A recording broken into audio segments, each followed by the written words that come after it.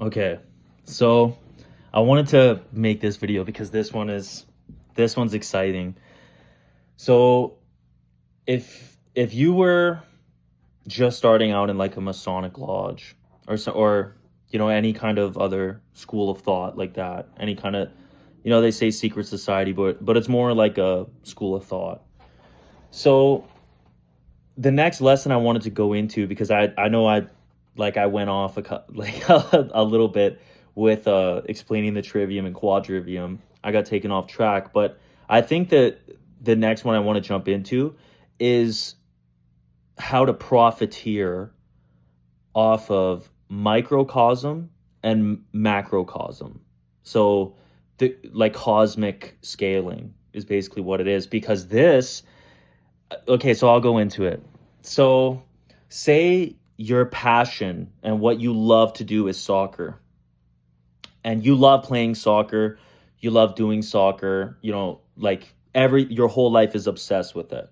And so eventually you get to a point where now you're an adult and you need to pay the bills. You have to support yourself. But you find yourself in a position you have to sacrifice whether you're going to continue on with this passion that's turning into a pastime because you can't support yourself with it, and maybe your FIFA dreams didn't work out or whatever the case may be. And so now you're faced with a decision. Well, I'm going to have to do it on my free time. And so the actual micro to macro cosmic scale to profiteer off of this is, if you love playing soccer, I want you to imagine yourself, as the player in the field. So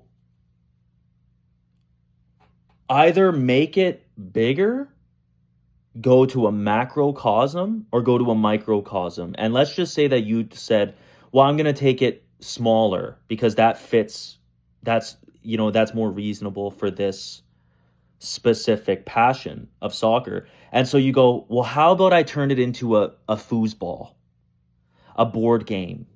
Or how about I turn it into an app on your phone? Or how about I turn it into that? And so you're turning your passion into something that can fit inside of a pocket or something. So you would say, since it's shrinking, you would go, oh, it's a microcosm of your passion, of what you actually love to do. And so now you don't have to leave your passion in order to fuel it. Your passion is fueling itself.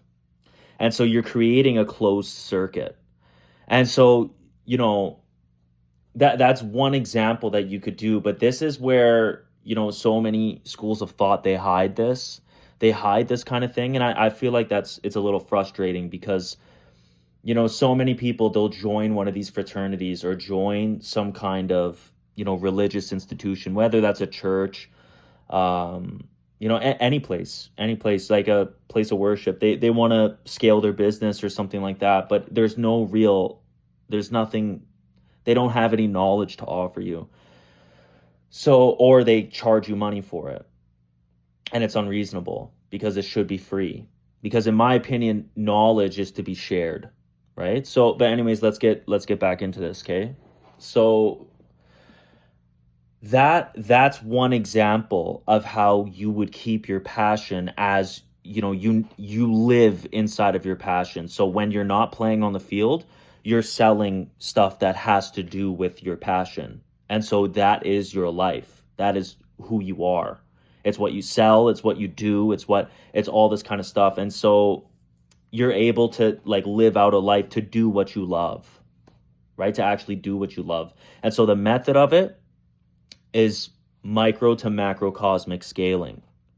That's how to profiteer off of it. Pardon me.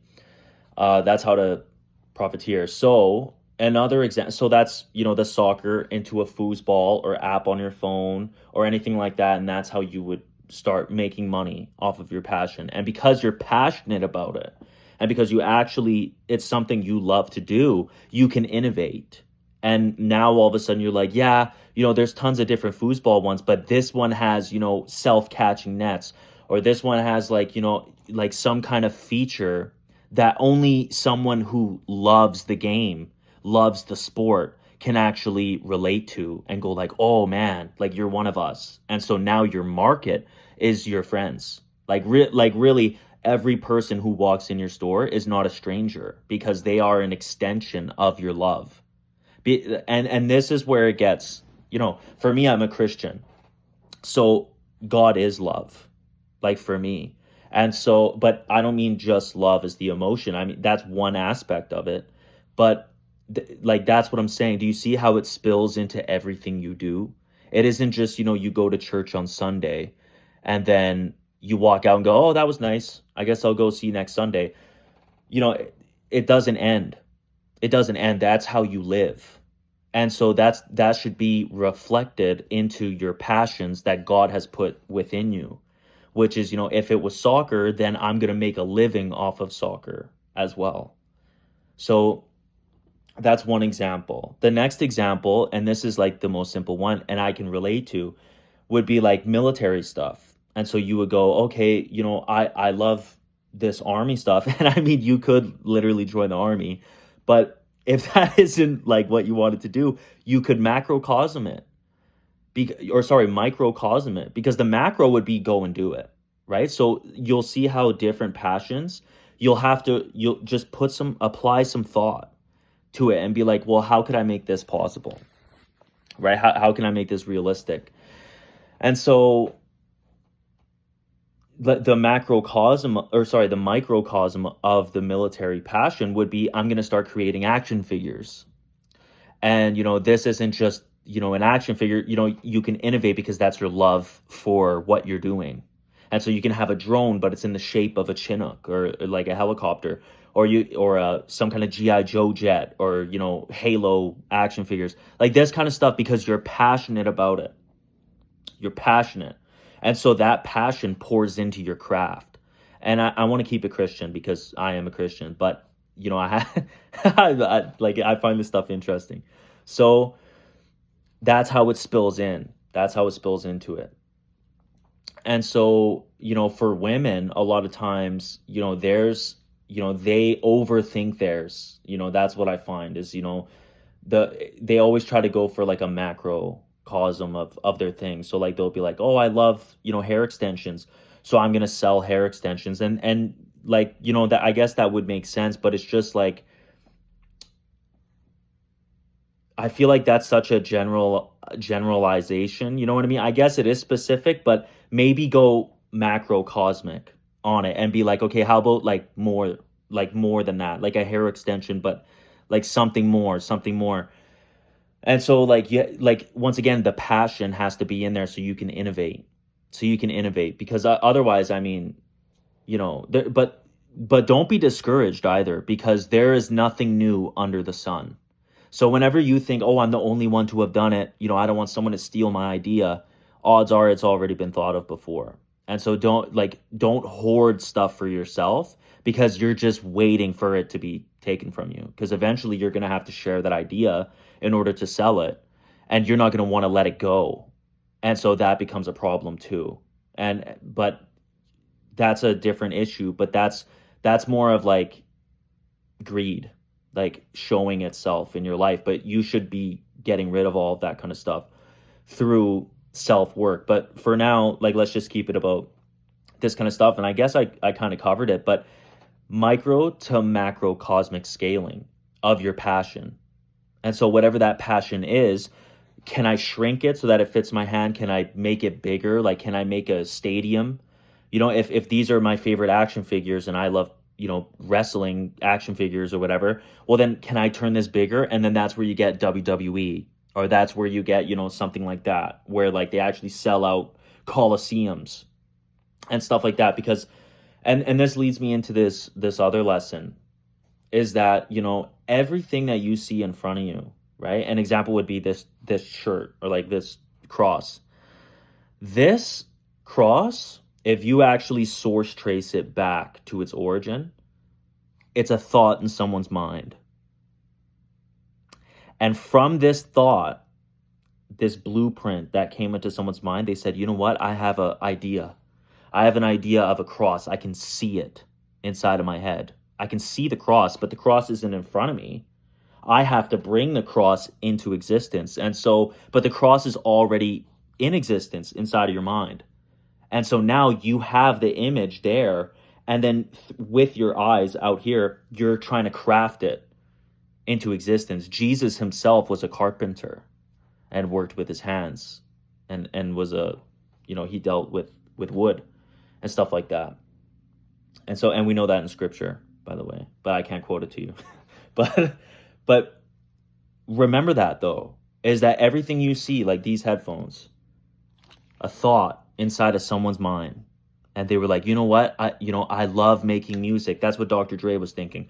I love making music. I love producing. I love this, but these headphones, they don't fit right. What if it was just, I made a pair and I adjusted it and modified it and did this and that. And because of his passion for it, you have today Beats headphones. You know what I mean? You have a whole, and then not even just Beats headphones, like literally multiple versions of the same ones. This is studio. This is solo. This is wireless. This is like, you know what I mean? And each one has its own perks and, strengths and weaknesses. But this is what I'm saying though, is that, everything starts as a thought. So what you think in your head, and then you don't discredit yourself and actually have fun on the journey of saying can I bring this to life? I have this idea, I see a massive drone and it looks like that, aircraft carrier from Avengers or something that I saw in the movie.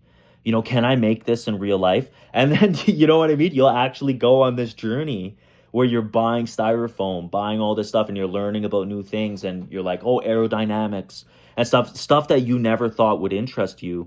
But now you pick it up on the way to your destination of your passion. And so you're picking up all these other skills along the way. And so, this is how it all comes full circle of doing what you love and just only doing what you love. You know what I mean? And within reason, right? And common sense is key, right? Because some people love doing evil things. And so you wouldn't partake in that, right? That's what I'm saying. But in terms of this, of profiteering, of making money off of something you love, that would be the thing to do. And so, for some people, they love human interaction. They love, just customer service. And so they say, well, I'm just going to start a convenience store. And so, and they end up making, and I actually know this from experience that because I used to work at this small convenience store, and we outdid Circle K and 7-Eleven inside of the small town. We ended up winning in the town newspaper as the convenience store of the year over those two major franchises. We had the workers of 7-Eleven and Circle K applying to work at our store. They wanted to work there. That's what I mean. And so, and I mean, our stuff was more expensive just to we couldn't compete with them, but people went to our place more because they loved the service. They loved, first name basis stuff. And I already know what they want and this kind of stuff. And so if you do what you love, I'm telling you, God is going to bless you, and I want to end it with this. Is that the same God who gave you the idea for the business is the same God that will bring you the customers. Amen.